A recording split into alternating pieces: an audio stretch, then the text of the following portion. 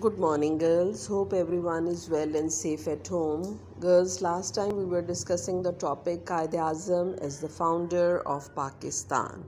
We had started with the life history of Quaid-e-Azam, his date of birth, his early education, then he went to England and got the education of law, and when he returned, he was introduced in the India as a very renowned lawyer over there, and he has done wonderful practice.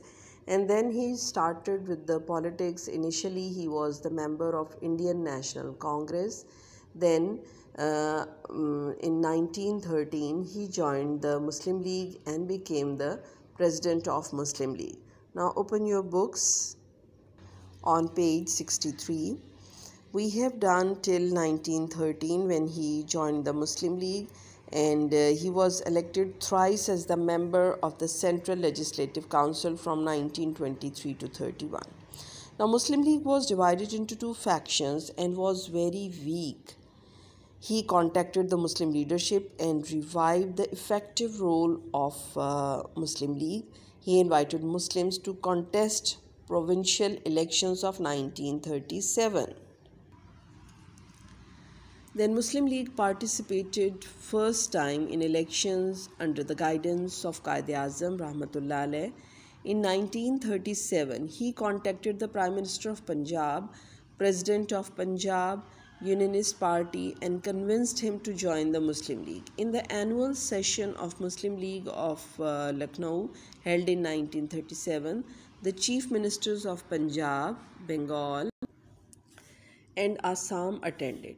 For his courageous role as a protector of the rights of the Muslims, he became real leader and hero of Muslim nation. He played an important role to expose the cruelties committed by Hindus during the Congress ministries, and Muslim League under his leadership passed various resolutions to condemn Congress ministries and their activities, which created consciousness and unity among the Muslims. Now, in 1937, when the elections they were held and Congress got the majority, so what happened that 7 out of 11 ministries they were be given to they were taken by the Hindus, and there was a great problem faced by the Muslims at that very time.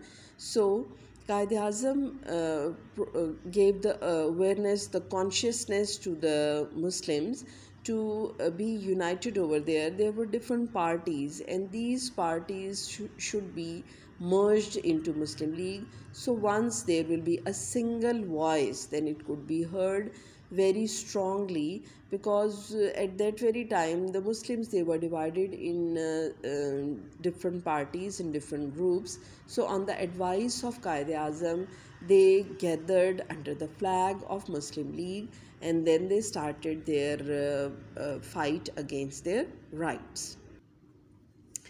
Then in 1938, Sindh Muslim League passed a resolution in a session for the separate Muslim state, which was presided by Quaid-e-Azam Rahmatullah Alayh. In 1940, Muslim League under his presidentship passed the Lahore resolution, and after passing of resolution, he devoted his all energies for Pakistan. Clear? So as I guided you that you will do this question in the form of a timeline, and we had started with 1937 in today's lesson, then 1938, then 1940. Clear? So with timeline it would be easy for you to learn and understand, because it's the you can say the revision of all the things which you have done before. In movement of Pakistan, all the Muslims of the subcontinent, politically and economically, they were divided into many factions. Moreover, British government and the Hind leaders were not ready to accept the demand of Pakistan at any cost. As you have seen in the Jinnah Gandhi talks, as you have seen in different movements, in the Cripps mission, in Simla deputation, in the cabinet mission, the Hindus they were not ready to accept the demand of the Muslims as a separate state. They did not want to have the division of India. Quaid-e-Azam Rahmatullah Alayh tried his level best and invited students and women to work for Pakistan, and he toured throughout the country, addressed numerous meetings, wrote various letters, and attended many conferences to mobilize the people for the cause of Pakistan. And due to his mobilization of the Muslim masses, Muslim League was able to emerge as a victorious party at the elections of 1945-46, which resulted in the establishment of Pakistan as a big Islamic state of the world. Then you have also discussed the elections of 1945-46, that there were central legislature and provincial legislature elections. In 1945 elections, Muslims got 10% seat, means 30 out of 30 seats.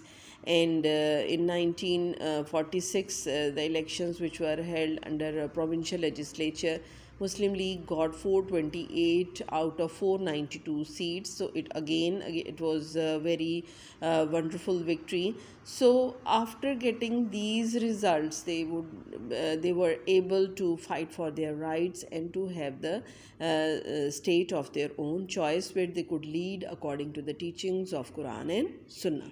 So this is what all about Quaid-e-Azam, role of Quaid-e-Azam as the founder of Pakistan. You will do it in your copies and you will highlight the dates and will learn it. Clear? Thank you girls. Take care. Allah Hafiz.